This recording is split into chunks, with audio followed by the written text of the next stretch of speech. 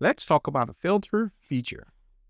One of the best things about FTR Plus is how easy it is to find exactly what you're looking for without spending forever looking through a huge list.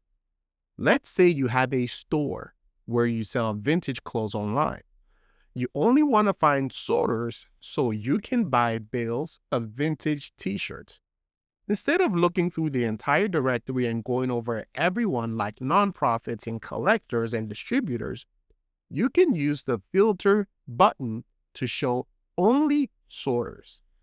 Right now, we can see collectors, sorters, nonprofits, and distributors.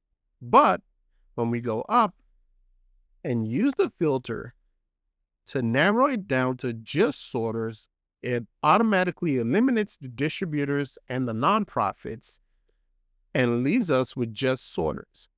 Even if there are sorters and collectors, they will still show up as long as they are a sorter. And you can see we have pages on pages of sorters. And there you have it. That's how easy it is to use our filter feature. Thanks for watching.